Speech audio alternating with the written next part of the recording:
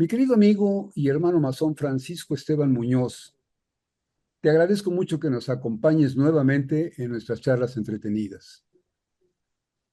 Querido hermano Rafa, le agradezco mucho nuevamente por la venia y para mí es un gusto poder estar aquí charlando con usted y todos los internautas de charlas entretenidas nuevamente. Gracias, Francisco. Pues hablámonos de tú, porque si no me hace sentir así como que estoy acá del otro lado de la pantalla, ¿no? Estamos amigos, hermanos, queridos y nos hablamos todos de tú. ¿Cómo está el clima allá en Tijuana? ¿Sigues radicando en Tijuana? Uf, ¿Qué fue esa así es, expresión? ¿Cuál pues fue esa aquí expresión? estamos. Un poco de ¿Qué? calor, un Calor, poco de calor, calor. pero al menos no estamos en Mexicali. No, Entonces, hombre, sí, Mexicali, bueno, California, según me han comentado por ahí, los españoles le llamaron cálida fornax o horno caliente, ¿no? Entonces, sí, pues sí, sí. de toda la vida ha sido, digamos, el prestigio de estar muy caliente allá. Pero fíjate que aquí, Así es. Francisco, mis amigos internautas no me dejarán mentir, aquí en la Ciudad de México no ha dejado de llover. De hecho, no tuvimos primavera, sino que toda la primavera se la pasó lloviendo como si fuera los aguaceros de verano. Y en este verano, que pues estamos, digamos, a mediados del verano, no solo está lloviendo, sino que además las noches están frescas, están friecitas. Entonces, pues es algo extraño que en un territorio como México pues haya esas diferencias de clima tan importantes. Pero qué bueno que estás aquí con nosotros, Francisco.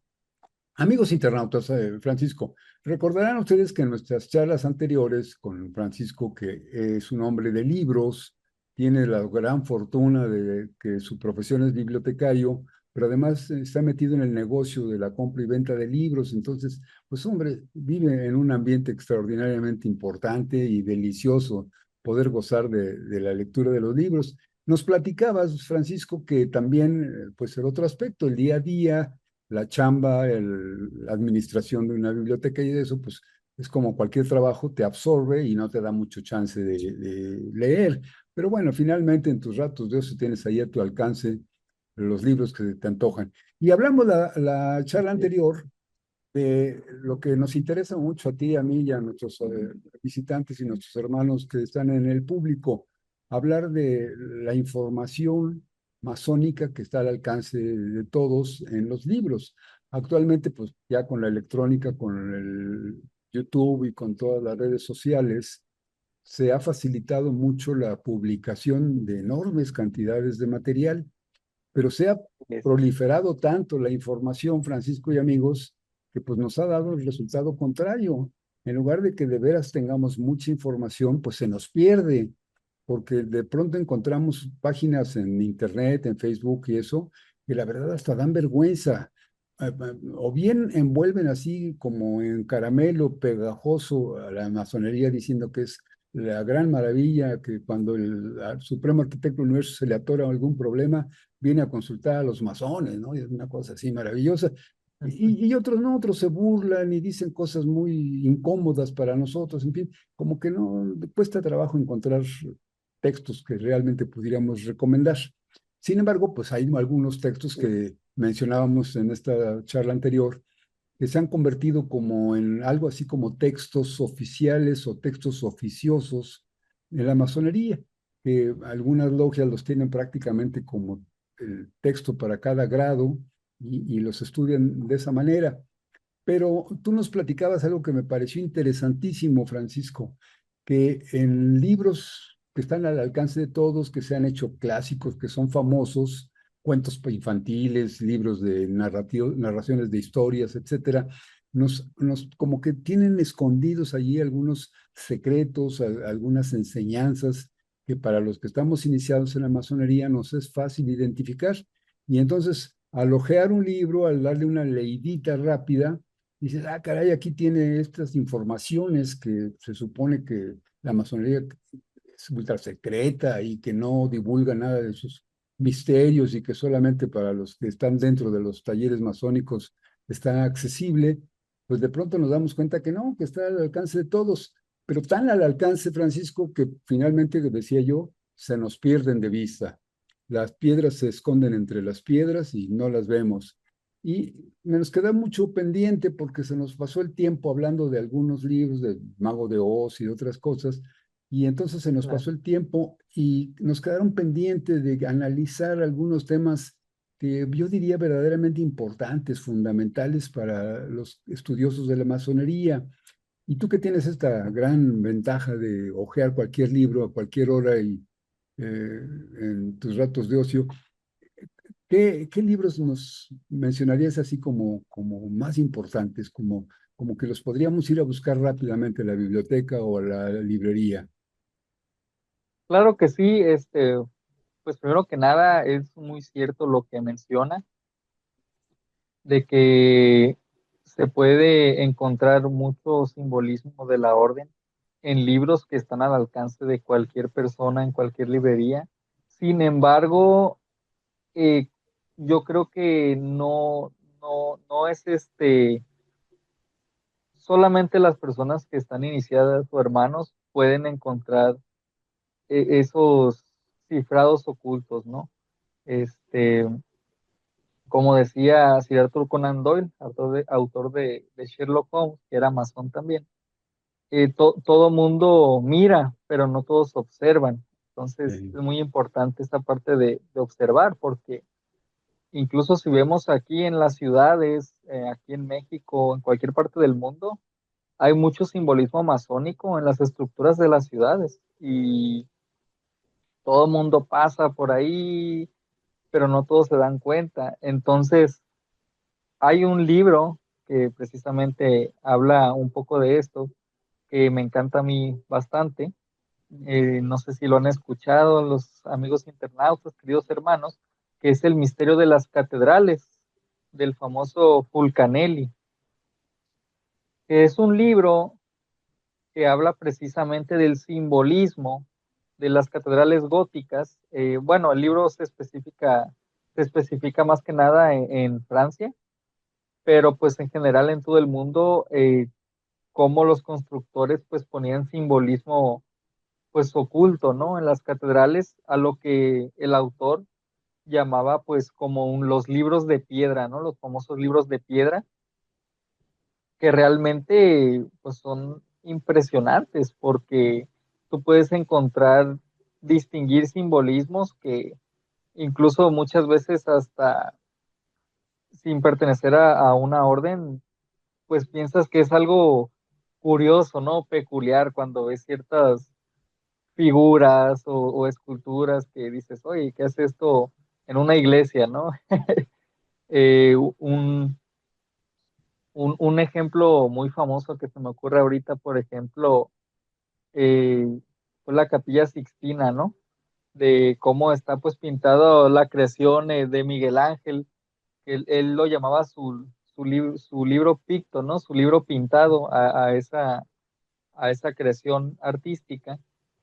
Y hay mucho simbolismo también, ¿no? Como por por supuesto. ejemplo las sibilas, que las sibilas pues eran profetisas del dios Apolo, que pues no encaja con lo que viene a ser el catolicismo, ¿no? Entonces, y Fulcanelli habla aquí de, pues de ese simbolismo, ¿no? De cómo incluso lo ve también como un libro alquímico, con referencias, y a mí me parece un libro sumamente interesante, y más que nada también por el enigma del autor, ¿no? Que mucha gente pues no, no, no sabe quién es, ¿no? Se dice que fue un alquimista, otros que fueron una orden en específico, entonces hay mucho misterio, ¿no? Y eso lo hace todavía más interesante, ¿no? Efectivamente lo mencionas muy bonito, Fernando, es así como lo describiste, me parece que explica muy claramente. Yo tengo un poco de duda respecto, habría que estudiar libro por libro, analizarlo como tú lo haces y entonces y podríamos acercarnos a una verdad. Pero yo no estoy muy seguro si el contenido masónico en esos libros se debe a que los autores eran masones y entonces imprimen sus opiniones, sus conocimientos, lo que han desarrollado dentro de las logias, o bien al revés, los masones leen esos libros, los toman como una fuente de conocimientos y las expresiones contenidas en los libros las traducen a las enseñanzas masónicas O bien, lo que me parece más lógico, es que sea una interrelación, lo que llaman feedback, es decir, se retroalimentan. Estos producen algo y los otros también, y entonces como que hay un intercambio. ¿Tú lo verías así? Sí, yo lo vería más como una interrelación. ¿Por qué? Porque realmente pues es innegable la influencia masónica en la construcción de las catedrales. Este, y eso yo creo que es innegable. Este, y con relación al libro, eh, ahí a lo mejor sí no estaría tan 100% seguro, pero por el tipo de escritura y del ambiente o los círculos intelectuales de la época donde se publica el libro, eh, porque tengo entendido se publicó en 1920 y algo por ahí, este, pues era en un círculo pues de iniciados que usualmente pues estaban relacionados con la masonería. Un ejemplo es este Papus, que fue pues un esoterista muy famoso, fundador de la Orden Martinista también. Otro autor muy famoso que se le atribuye también la escritura del libro es René Lubix, que fue un egiptólogo muy famoso y muy reconocido dentro de la egiptología. Este, entonces siento que sí hay una relación, y más que nada porque no solo se enfoca, bueno, en este libro, claro, se enfoca en las catedrales, pero posteriormente, y esto lo hago ligado como si fuera uno solo, se publica el libro de las moradas filosofales, que yo veo como un libro complemento, podríamos decir, de las, de los misterios de las catedrales. ¿Por qué? Porque habla igual del simbolismo, pero ya no enfocado solamente a las catedrales, sino a distintos construcciones, edificios o así, que no precisamente son catedrales, pero que tienen pues un simbolismo que pues que se relaciona con las órdenes, ¿no? En este caso con la Claro. masonería. Un ejemplo podría ser la famosísima Capilla Rosline, ¿no? Este, que aquí es un tema muy interesante porque, como acaba de mencionar, hermano, eh, las personas que suelen trabajar en la capilla, ellos afirman que no fue construida por masones, pero cuando un hermano va allá o ve el simbolismo y todo, dice, es que esto es definitivamente hecho por masones, ¿no? Entonces, entra Ahora, ahí como, me gustaría preguntarte y preguntarle a nuestros amigos del público, los que han leído este libro de Fulcanelli que se llama El misterio de las catedrales, que me parece un libro precioso, como tú lo explicas, ¿cuál preferirían o cuál recomendarían con más entusiasmo? ¿El misterio de las catedrales de Fulcanelli o los libros como el de Dan Brown, ese de Da Código Vinci? Da Vinci. Como que sería la continuación de aquella historia, sería una modernización del tema, o una popularización del tema, o francamente pura mercadotecnia. Yo siento que sí es totalmente separado. Este, Dan Brown, pues se volvió muy popular más que nada pues por la película, que en su momento pues fue mucha polémica. Yo lo recuerdo, yo iba en la primaria, creo, cuando se publicó, cuando salió la película, y me recuerdo que había mucha controversia porque la iglesia no quería que sacaran el libro por las menciones que hacían al linaje de Cristo. Sin embargo, yo posteriormente pues leí varios de sus libros, lo que era el Código Da Vinci, Ángeles y Demonios, el símbolo perdido. Y si bien menciona simbolismo, yo lo veo más como una historia, pues más para vender que como una continuación. Yo siento, veo como al Misterio de las Catedrales siendo un libro serio, y a Dan Brown, pues más que nada como un libro, pues para vender, ¿no? Aunque claro que ayuda a meter un poco también la semilla de la curiosidad, ¿no? Que Hay mucha una gente se leyenda pone a muy, investigar. hay una leyenda muy interesante acerca de la capilla de Roslin que mencionabas. Mencionaste la capilla de Roslin, ¿verdad? Así es, Se habla que fue construida por los templarios y teóricamente allí abajo de la capilla están enterrados algunos de sus misterios y algunos de sus tesoros. Pero hay una columna de las dos columnas que forman, digamos, el marco de la parte importante de la iglesia.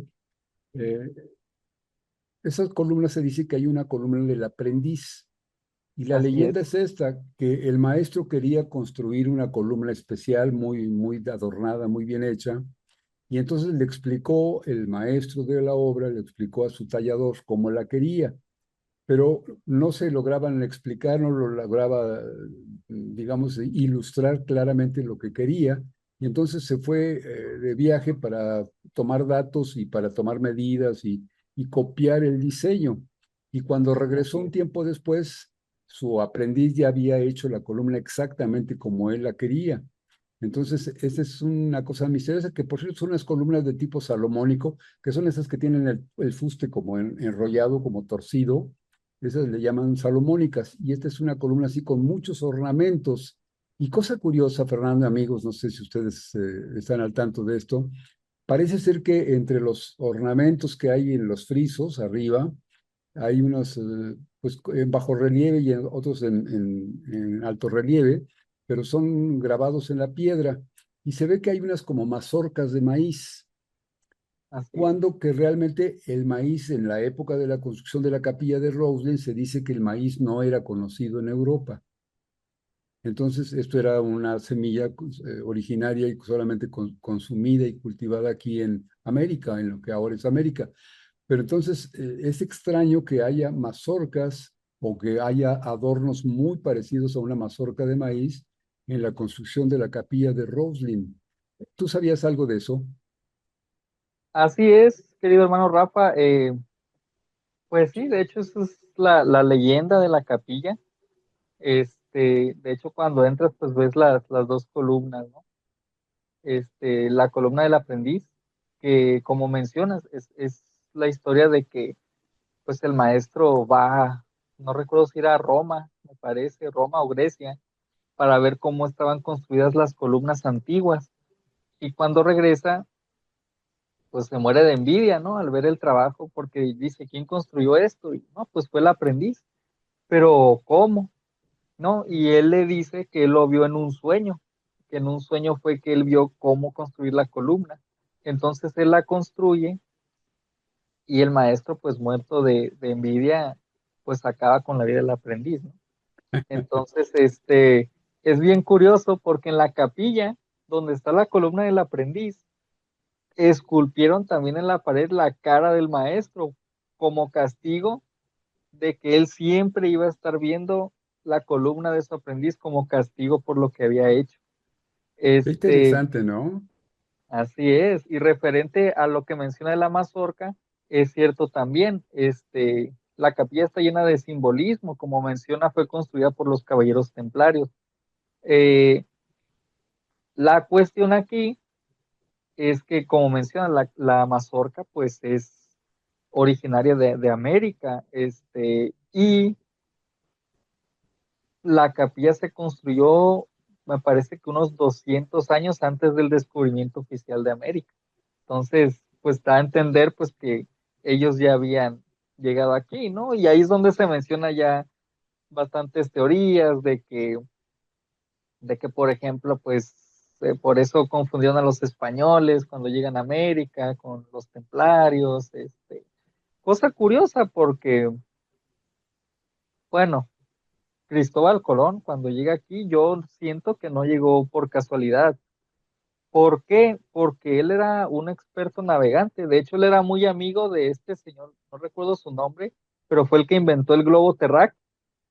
Entonces, él sabía de ciertas, pues de navegación.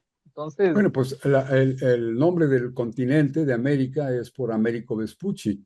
así es. Entonces, no, si no debería llamarse todo Colombia o algo por el estilo, pero es América por este famoso señor Américo Vespucci, ¿no? O Vespucio. Así es. En Sí, fin, sí, sí. entonces hablabas del misterio de las catedrales de Fulcanelli y pues te lo has echado de pe a pa, de cabo a rabo, dicen en mi pueblo, y entonces has descubierto que ahí hay muchas enseñanzas que nos pueden servir a los que somos aprendices de masón para saber por qué tenemos algunos ornamentos en nuestras logias, en nuestros talleres, porque los talleres masónicos es algo muy importante aquí. No, déjame ser un poco indiscreto.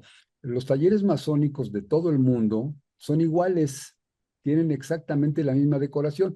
Más ricos o menos ricos, más pobres o algunos demasiado pobres, pero no importa tanto el lujo ni los materiales de los que está hecho, la esencia de los ornamentos es la misma. Los muebles, los adornos, los símbolos son los mismos en todos los talleres masónicos del mundo. Esto es interesantísimo porque la masonería, Fernando, te consta y a ustedes amigos lo saben, no es una institución como la Iglesia Católica que tiene un papa y que de allí deriva todo el poder. La institución masónica es más o menos horizontal en todo el mundo, entonces no hay un jefe supremo, un gran sacerdote o un gran emperador o algún gran jefe de todos, sino que los grupos en diferentes naciones forman su propia estructura, sus cabezas. Entonces, esto resulta difícil entender que siendo horizontal, pues haya una cierta obediencia de normas y de costumbres, de rituales y de liturgias. Y sin embargo, sí hay algo que identifica a todas las logias masónicas del mundo. Y creo que eso está muy bien explicado en ese libro del Misterio de las Catedrales de Fulcanelli. Y hay otros autores, Fernando, ¿qué otros autores nos recomendarías? Así que estén al alcance de pues, todas las personas, sobre todo de los que no son masones y que quieren entrar un poquito y que finalmente si encuentran algo de su gusto, si los objetivos que busca la institución coinciden con los de las personas, pues se afilian y pertenecen a la institución masónica por toda la vida, como me ha ocurrido a mí. ¿Qué otro libro nos Claro, recomiendas? hay un libro que yo recomiendo mucho.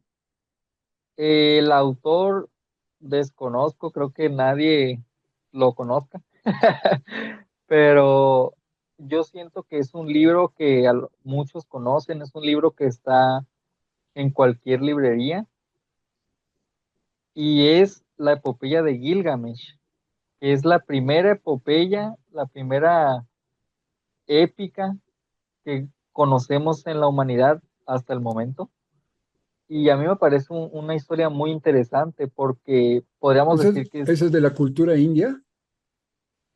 no, la epopeya de Gilgamesh es de la cultura sumeria y fueron, me parece, 7 tablillas de barro que encontraron pues en todo lo que era el antiguo Uruk, que viene siendo ahorita pues todo el área de Irak, por allá, que es anterior a la civilización egipcia, bueno, arqueológicamente hablando, ¿no? Según lo que nos dicen. Y es muy interesante porque habla del viaje del héroe desde épocas antiguísimas y siento que incluso no estando iniciado es muy interesante porque habla de cómo narraban las historias, cómo veían el mundo desde tiempos inmemoriales, ¿no? Y más que nada, pues ver esa relación también entre los dioses, los humanos y la búsqueda de la inmortalidad, ¿no? Y lo que viene siendo el temor y posteriormente la aceptación de la muerte también.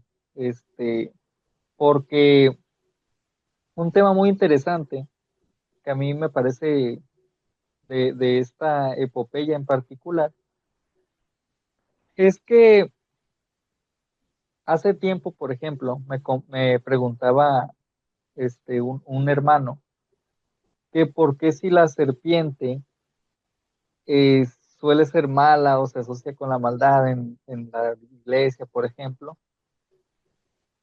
en algunas culturas la ven como algo benéfico, ¿no? Por ejemplo, me decía de México, pues la serpiente emplumada, ¿no? Quetzalcóatl, Cuculcán.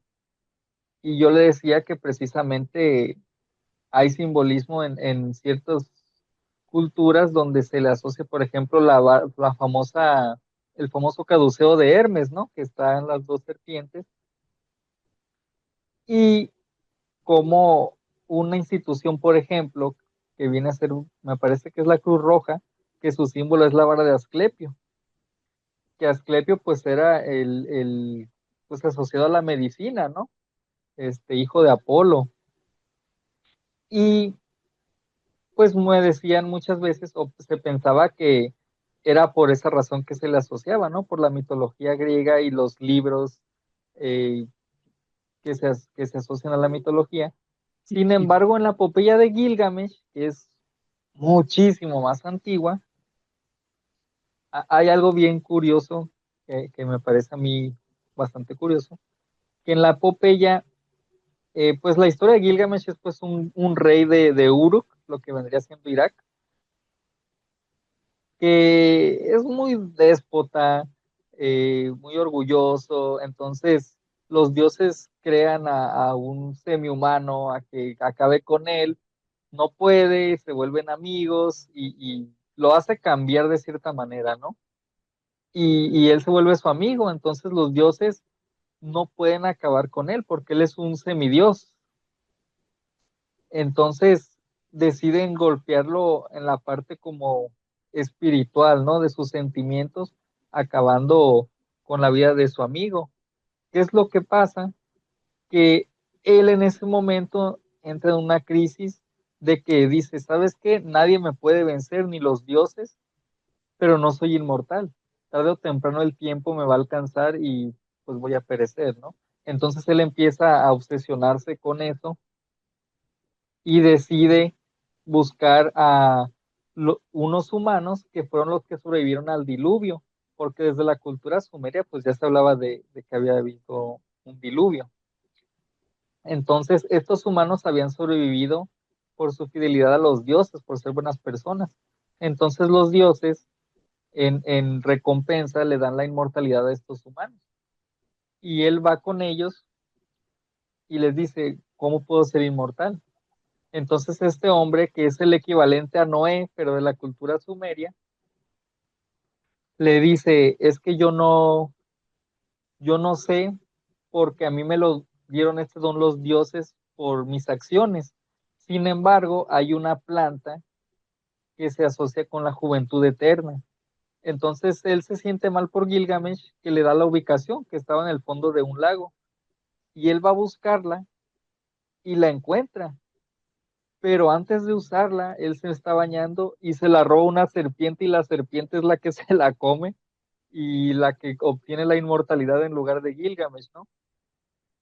Que al final él entiende que pues es imposible ir contra el tiempo, pero que lo que importaba era el legado de lo que hacías mientras estás vivo, ¿no? Que es como la moraleja, vaya, de la historia.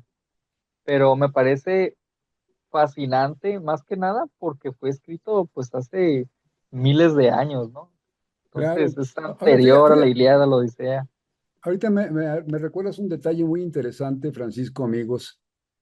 Al estar hablando de las catedrales góticas, pues el arte gótico, la construcción del famoso sistema gótico ojival, fue verdaderamente un avance extraordinario en la tecnología de la construcción. De las construcciones esas sólidas, románicas, a las catedrales góticas, es un salto enorme poder transparentar los muros y poder poner vidrieras y todo esto sin que se cayeran las construcciones, hacer esas naves tan altas que parecen bosques realmente hermosísimos. Entonces, fue una ingeniería que se desarrolló a través de siglos, pero un portento. Inclusive yo creo que corriéndolo en los sistemas modernos de computación todavía cuesta trabajo encontrar los cálculos para poder diseñar una catedral gótica en esta época. De manera es que fue un avance extraordinario. Pero ahorita que mencionas esa zona de Ur, de la antigua Irak, la zona donde se supone fue el paraíso terrenal, donde hicieron sus primeros pinitos amorosos Adán y Eva. En esa zona se construyeron realmente lo que podríamos decir los vestigios de los primeros templos, que no tenían nada parecido con las catedrales góticas, porque lo único que hacían eran pequeños cerritos, unas pequeños montículos de tierra, con el objetivo de que el sacerdote estuviera un poco más cerca del cielo. Entre otras cosas, tenía como objetivo, digamos, más claro, ver pasar a los pájaros. Y entonces los pájaros les servían a ellos como un método de adivinación.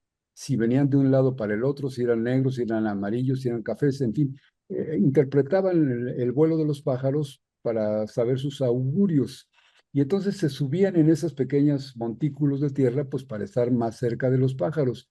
Y de ahí fueron desarrollando las construcciones, que lo que ha sobrevivido al tiempo ya no son solamente esos pequeños montículos de tierra, sino ya son unas construccioncitas así como, pues no podríamos llamarle obeliscos porque no alcanzan una gran altura, pero ya son unos cilindros, inclusive algunos de ellos en espiral, que formaron los primeros templos, si les podemos llamar así, y desde luego pues ya es una arte de construcción porque ya descubrieron el círculo y el desarrollo de una espiral para ir construyendo le llamaban ellos, o los expertos de ahora le llaman sigurats a ese tipo de construcciones. Entonces imagínate qué bonito que nos lo expresas así porque la época de Gilgamesh, allá en aquella zona, con la vestigios de miles de años y cómo esos constructores de alguna manera se conectan en el tiempo, miles de años después, con los nuevos grupos de constructores que hicieron estas maravillas, estos portentos de arquitectura, que es las construcciones góticas. Y bueno, pues ahí está el origen más cercano a nosotros de los masones, no sé si se le podría llamar sindicatos de construcciones o empresas constructoras, o compañías constructoras, pero eran las famosas guildas de constructores que construían esas iglesias. Pero una iglesia de esas, imagínense, a mí me sorprende mucho. Se tardaban 30, 40, 50 años en construir una catedral. Entonces, en ese tiempo, pues era una sola empresa, un solo maestro o arquitecto el que desarrollaba todo, desde los planos originales, la cimentación, hasta cubrir con el campanario. Y todo eso lo hacía pues con un ejército de 20 o 30 mil personas. Entonces, organizar eso, Francisco, a mí me parece que hasta la fecha deberíamos de considerarlo como algo casi milagroso, algo portentoso, ¿no? Sí, claro, porque incluso hace poco estaba, bueno, viendo esta lamentable situación que ha ocurrido con los sismos que han estado pasando, cómo las estructuras antiguas son las que han estado técnicamente inmovibles, ¿no? Y Soportan. te pones a pensar exactamente y dices, wow, cómo las construyeron, ¿no?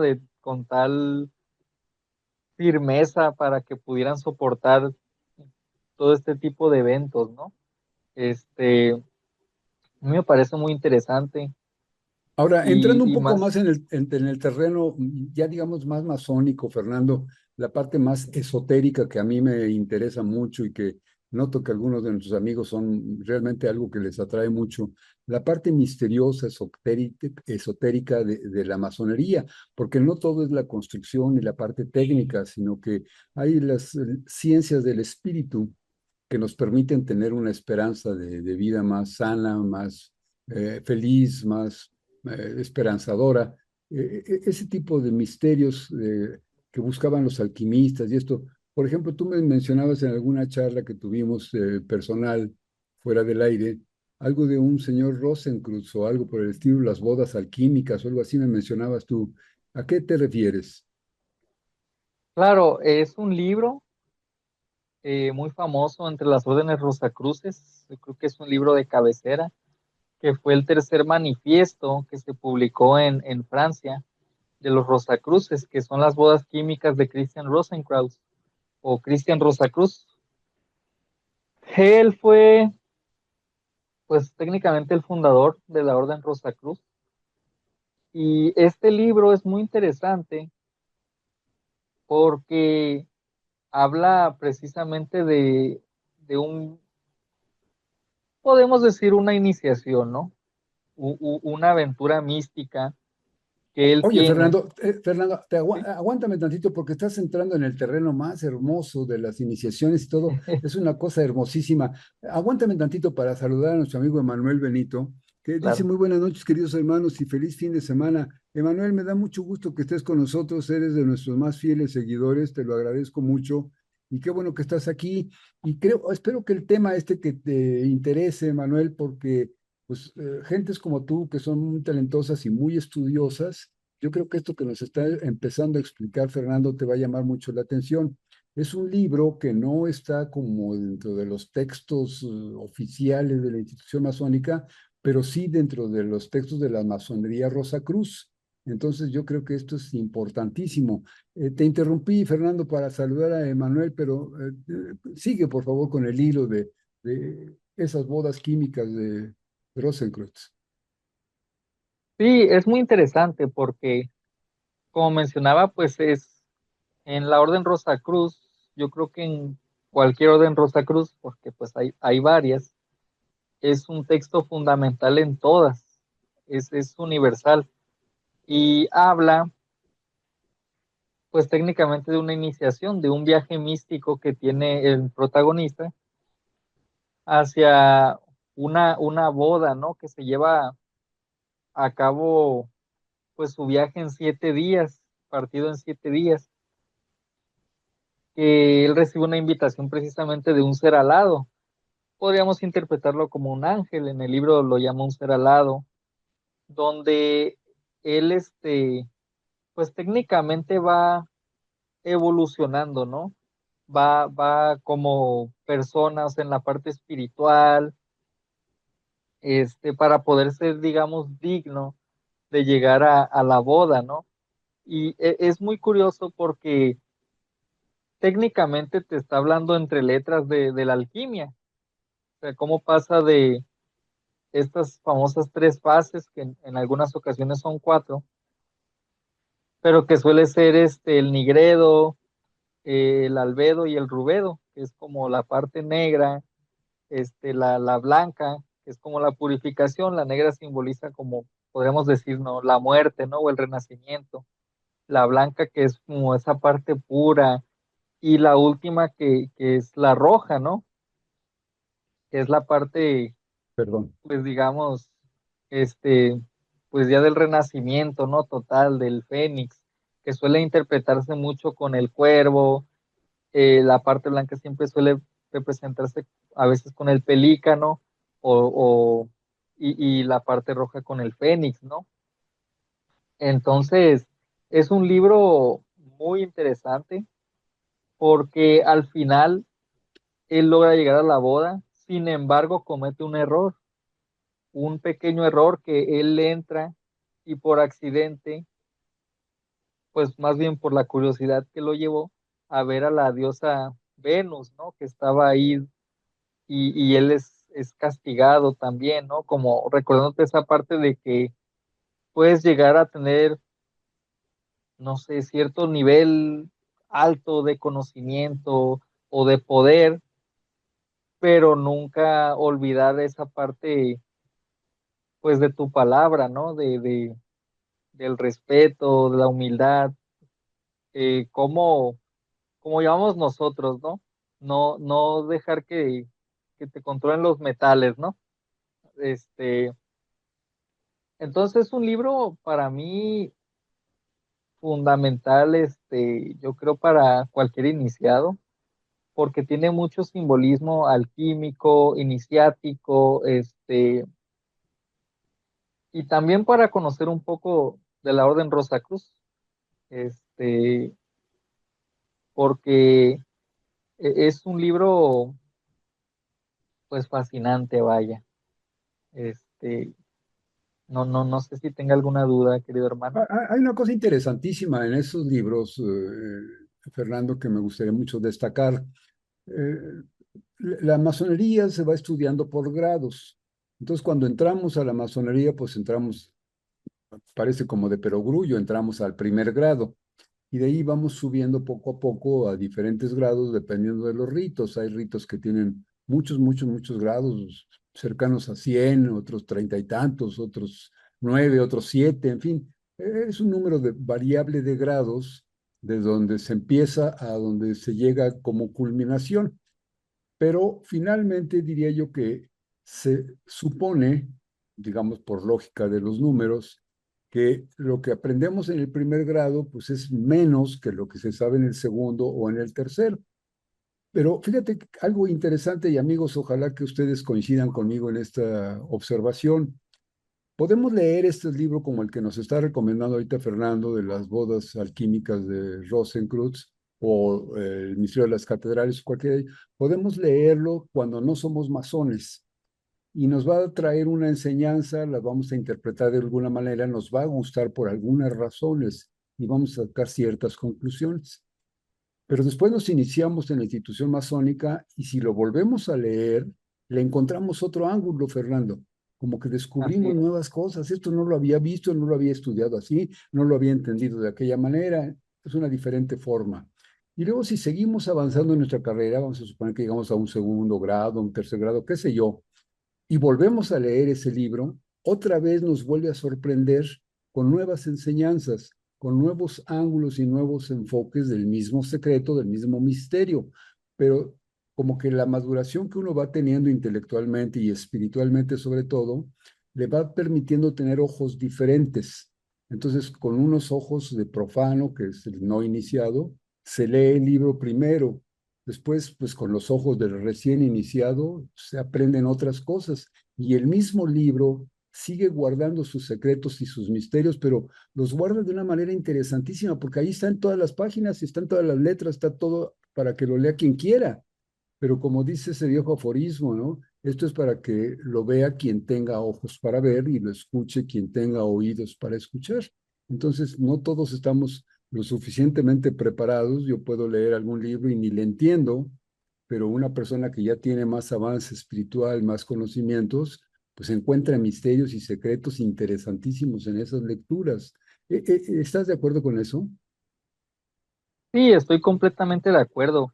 De hecho, como mencionábamos en la charla pasada, es como me pasó a mí, ¿no? Con los libros estos clásicos escritos por masones que yo leo y yo creo la mayoría ha leído, pero una vez que lo vuelves a leer estando iniciado, te da otro enfoque totalmente diferente y muchas veces entiendes lo que realmente quería impregnar el autor, dejando esos pequeños, digamos, esas pequeñas pistas, ¿no? Para entender realmente, pues, el significado de lo que quiere transmitir.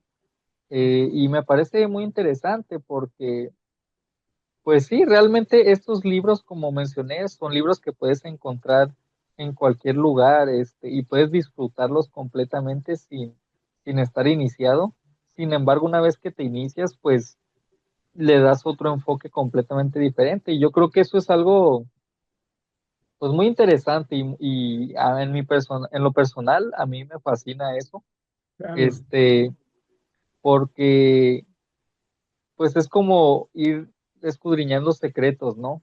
Incluso hay un dicho que me gusta mucho también de Sir Arthur Conan Doyle de que decía que si quieres esconder algo, déjalo bien a la vista, ¿no? Ajá. Entonces, y me parece fascinante y justamente ahorita que hablábamos de las estructuras antiguas, otro libro que me fascina y que es muy importante es el libro egipcio de los muertos también. De los El famoso egipcios. papiro de Ani, así es. Ese libro impresionante ¿Por y qué se llama Libro de los Muertos? ¿Qué tiene que ver? No lo escribieron los muertos. ¿Por qué no, se no. refiere? Sí, lo que pasa es de que como tal eran los papiros, perdón, las inscripciones que ponían siempre en las tumbas, eh, donde era una serie de rituales. ¿Qué es lo que pasa? En el antiguo Egipto, los jeroglíficos que conocemos por las películas o así, que son los que están en los templos, en los monumentos, eran específicamente para los templos, para lo sagrado. Eh, Había una forma más informal de escribirlo, que es la escritura hierática, que vamos a decir que podría ser una cursiva, ¿no? De esos jeroglíficos, que era más para textos, documentos. Pero ¿qué es lo que pasa? Que con los jeroglíficos ellos pensaban, o era como una fórmula mágica de protección hacia la otra vida, porque ellos creían en la reencarnación. Entonces se supone que al morir, al fallecer, estos símbolos tomaban vida. Por eso a las serpientes se les solía poner como ciertas trabas o así para que no fueran a atacar o algo, ¿no? Y es bien interesante porque un pequeño detalle aquí, una curiosidad, es que los jeroglíficos egipcios se leen de izquierda a derecha, derecha a izquierda y de arriba a abajo. Si tú ves un texto de arriba hacia abajo, o sea, en vertical, se lee de arriba a abajo, así nomás. Pero si quieres saber si se lee de izquierda a derecha o de derecha a izquierda, los símbolos siempre están volteando a ver hacia el inicio del texto. Entonces, si ves a un búho, algún elemento vivo del jeroglífico, siempre están volteando hacia donde inicia el texto. Entonces, el libro de los muertos es igual, es una fórmula mágica que se usaba, eh, donde se hablaba, que de hecho la traducción me parece que es el libro de la luz, el libro de la salida de la luz, este, donde se prepara hacia la otra vida, porque ellos para poder reencarnar tenían que pasar por un juicio, que es el famoso juicio de Osiris, que esta mitología pues es muy importante también conocer en las órdenes iniciáticas, en la masonería también. Este, y en este juicio pues pasaba el difunto por ciertas pruebas hasta llegar a la famosa balanza, ¿no? Donde se medía la pluma de la diosa Mar, que era pues de la sabiduría, ¿no? El equilibrio con tu corazón. Y si tu corazón pesaba más que la pluma, salía una bestia y te devoraba, ¿no? Y no pasabas a, a la siguiente vida. Qué Entonces, interesante, es, ¿no? Es muy sí, interesante. sí. Esos libros también podríamos considerarlos como antecedentes en donde está la información de la masonería. Y volvía yo a esta, a mi cuestionamiento inicial.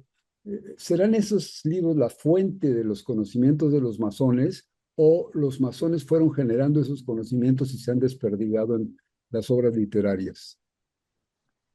No, yo siento que es parte de, porque pues este libro es muy antiguo, muy, muy antiguo, entonces siento más bien que ha ido evolucionando o ha ido adaptándose también a las órdenes, pero, pero no, yo creo que más bien ha evolucionado junto con la orden, porque incluso en ciertos ritos, como, bueno, ciertos ritos egipcios, suele usarse también mucho el libro de la ley y este libro de los muertos. Este, Sin embargo, no es algo pues universal en todos los ritos, ¿no? Sin embargo, pues es innegable reconocer la importancia cultural y simbólica de este libro al mundo en general, ¿no? Y más que Fíjate nada, que, sí, sí te oigo, te escucho. perdón, y más que nada, pues también el simbolismo que se maneja, pues que podemos ver muy reflejado en la orden, ¿no? Claro, estaba tratando de recordar ahorita, esta mañana nos informó el Instituto de Antropología e Historia en la mesa, en la conferencia de prensa de la Presidencia de la República, se presentó el Instituto Nacional de Antropología e Historia para darnos una noticia muy importante. se descubrió una cueva a 20 metros de profundidad en el estado de Chiapas. Y entonces esta cueva le llaman algo así como el mundo Zoque. Es una tribu, una nación indígena prehispánica que habitaba esa región. Y fíjate qué interesante, las cuevas en todo el mundo pues no son construcciones humanas, son aprovechando la naturaleza, pero todas por su misma forma y todos se consideran como la entrada al inframundo, la entrada al mundo de los muertos. Lo recordé ahorita que estabas hablando del libro de los muertos de los egipcios. Así como se considera que entrabas al mundo de los muertos, también podría ser que se estaba entrando al útero materno. Entonces, el regreso a las entrañas de la madre tierra, y son esas cuevas. Y en esta cueva encontraron un número enorme pues de cacharros, de cazuelas y de diferentes instrumentos de contenedores de barro, pero eran ofrendas. Y entonces nos explicaba el antropólogo que esas ofrendas fundamentalmente eran dedicadas a los dioses de aquella cultura, para pedir lluvias, porque fue durante una época de mucha sequía en la que hubo hambruna. Entonces se le pedía a los dioses, por medio de ofrendas, que mejoraran el clima, que mejoraran las condiciones y que volvieran a dar comida. Entonces, uno de los instrumentos que encontraron allí es un sahumador, esos instrumentos con los que ponen carbón y sustancias olorosas, y entonces hacían limpias con ellos, el sahumador. Pero esto es una especie como de sartén de las cocinas actuales, con un puño largo, un puño de 30 centímetros, y fíjate qué coincidencia con lo que nos estabas platicando, Fernando. Aparte de lo útil que es el aparato para echar humo, pues tiene el puño largo para, pues obviamente, estar lejos del calor. Pero fíjate que ese puño remata en la cabeza de una serpiente. Entonces, la serpiente, pues es tradicional en todas las culturas, ha representado Sí, claro. prácticamente lo mismo, y las cuevas representan lo mismo, y las ofrendas son para lo mismo. Perdónenme, me hizo estornudar. Entonces, fíjate qué interesante que esta ofrendas o este lugar de culto que se descubrió fue más o menos de un siglo o 2 siglos después de la era de Cristo. Entonces estamos hablando de diferencias de muchos siglos entre unas y otras, y distancias enormes en la tierra.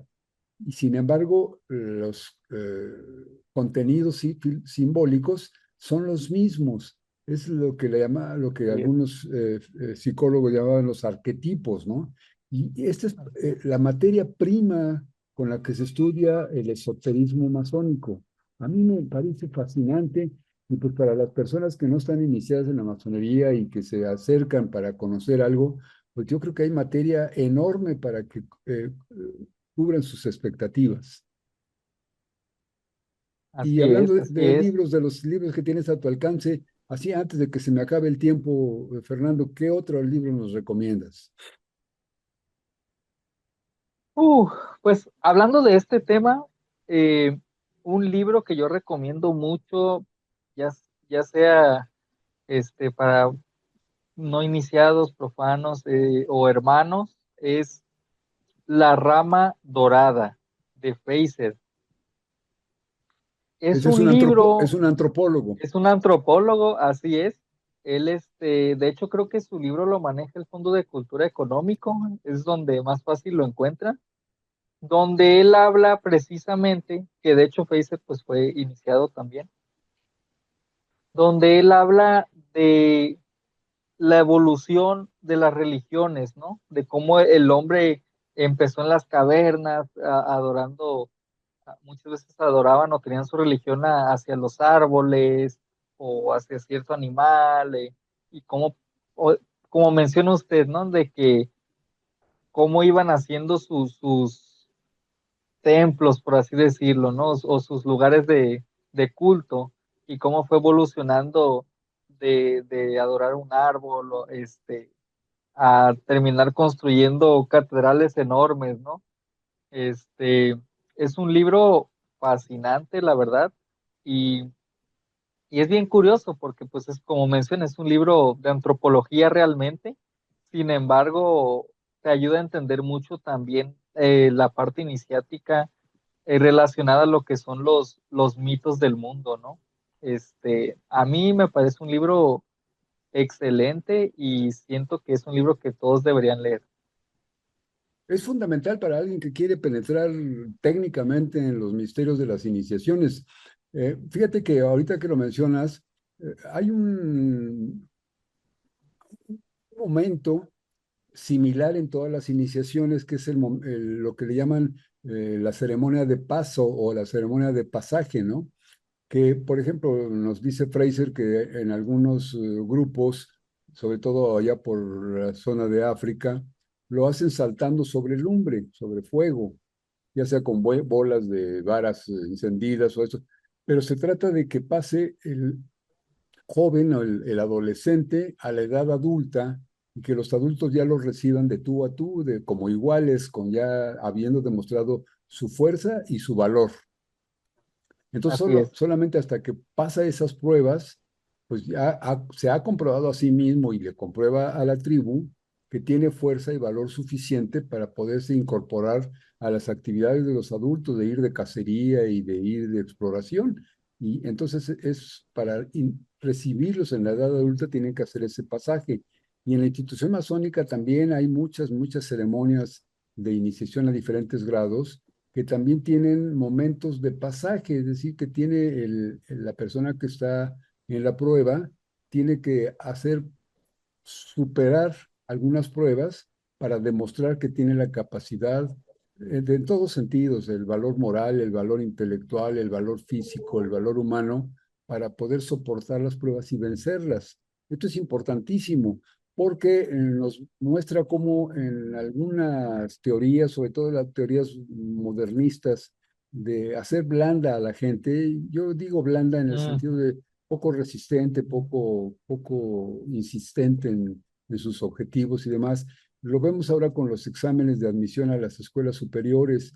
Basta que les pongan una pequeña dificultad y los estudiantes, en lugar de luchar y estudiar más, pues quieren hacer paros y quieren hacer huelgas y quieren romper vidrios para que les den el pase automático, por el que les den el pase que ya, según ellos, ya merecieron. Y pues hoy veía, fíjate, algo interesante, amigos.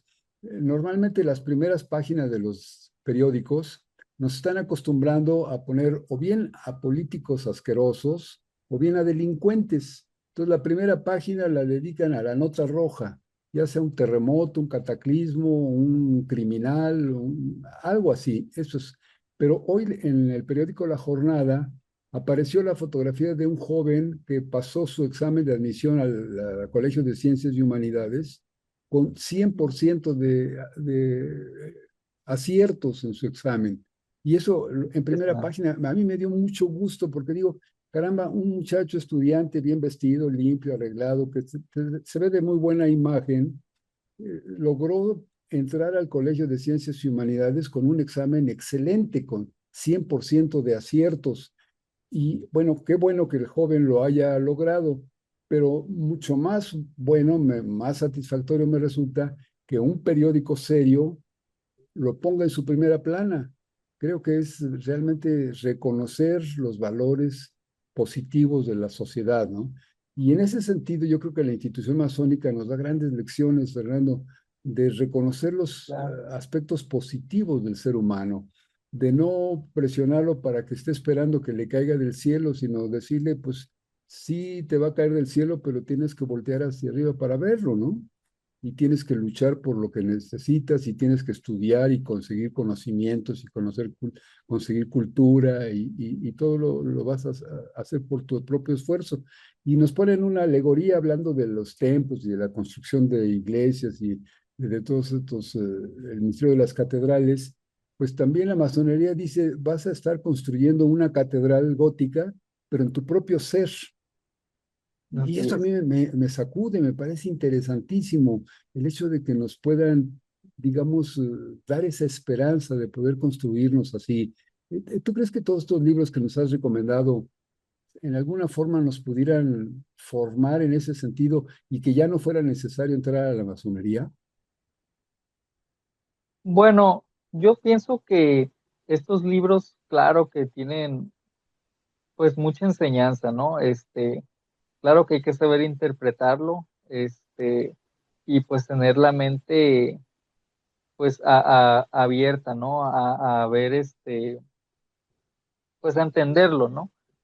Porque muchas veces podemos ser como, ahora sí que como decía mi abuela, ¿no? Pueden ir muchos a la iglesia y nomás el domingo son buenas personas y ya después. Sí, sí, sí, Entonces, yo siento que sí ayuda, por supuesto. Sin embargo, pues siento que la masonería sí es pues muy importante también. Siento claro. que hay Y lo que, conocimientos que no, sí, y lo que decíamos hace un momentito, Fernando, que me parece fundamental, el libro ahí tiene todo escrito, pero si no vas desarrollando tus ojos, si no vas desarrollando tus conocimientos, tu espíritu, tus propias facultades internas, si no las vas desarrollando para que aprovechen los contenidos de esos libros, pues pasa por encima, nada más se ve así una ojeadita y no le encuentra uno toda la esencia que debe de encontrarle. Y conforme vas avanzando en los grados, pues vas teniendo los sentidos mucho más abiertos, las antenas mucho más sensibles, y entonces comprendes mucho mejor los conocimientos, los mensajes que vienen cifrados en esos libros. Y finalmente, un así último es. detalle que me parece de la institución, no sé si coincidas conmigo, el papel de los maestros, que actualmente se ha puesto muy de moda el autodidactismo, los famosos estos cursitos que te dan por YouTube, eh, los llaman tutoriales, y entonces con un tutorial yo ya puedo ser cirujano de cerebro, de corazón, pero no es cierto, se requiere la labor muy madura, muy metódica de los maestros, y confiar en los maestros y que los maestros realmente confíen en sí mismos y transmitan sus conocimientos. Y esto, por lo que he leído últimamente, esta indisciplina de los estudiantes, esta dificultad que tienen los maestros para organizar a sus grupos, que no los pueden regañar, no los pueden reprobar, no les pueden llamar la atención, no los pueden tocar ni con el pétalo de una rosa, pues yo creo que ha roto con esa estructura de niveles del conocimiento del maestro que se transmite hacia el estudiante. Eh, ¿Lo ves tú así, Fernando? Tú que eres un hombre mucho más joven, un masón mucho más joven que yo. Yo lo veo, yo lo veo así. ¿Por qué? Porque como mencionó, hace que estas generaciones, no digo todos, no generalizo, este, pero quieren todo fácil, pues. Entonces, no hay una equivalencia de yo hago esto para ganar esto, ahora es yo quiero esto y dámelo, ¿no? Y eso Porque está me mal, lo merezco. exactamente. Entonces, eso está mal porque, pues realmente, desde mi punto de vista personal, pues se está volviendo, pues, personas débiles en ciertos aspectos. ¿Por qué? Porque no, pues no saben esforzarse o luchar por conseguir pues las cosas que deberían de hacerles bien, ¿no? Por ejemplo, como menciono lo de los tutoriales, pues claro que ayudan, depende del tutorial, porque como hay muchísimos y no todos son buenos, no todos son malos, pero pues no tiene comparación realmente con un estudio pues más formal, ¿no? Como una carrera universitaria, o aprender algún oficio de manera pues seria, ¿no? Más formal, ¿y qué es lo que pasa? Que pues la gente pues se ofende muy fácil, ¿no? Como dicen, vivimos ahorita mucho en las generaciones de cristal, como le suelen llamar. Este, Superficialidad y la facilidad. a- Así es, entonces yo veo eso como pues un error, ¿no? Digo, no, está bien el sentido de que las nuevas generaciones, pues obviamente hay cambios, como en todas, es muy diferente la generación de mis abuelos padres, a la mía, por ejemplo, a la que sigue, la de mis hermanos más pequeños. Sin embargo, siento que se está volviendo un poco desordenado. Este es algo que mencionó al principio, de que la masonería no impone, pero sí requiere de un orden. De ahí la famosa frase de ordo ab caos, ¿no? El orden en el caos. O sea, tiene que haber un orden. Este, ¿Por qué? Porque si no se vuelve un caos. Y, pero siento que igual no es en general, ¿no? O sea, siento que sí hay muchos jóvenes muy brillantes, y con otra mentalidad. Siento que usualmente pensamos que la mayoría son así porque, pues, por el manejo de las redes, ¿no? Pero Pero, ahí está el valor de la masonería y está todo lo que nos ofrece la institución para hacer un mundo mejor.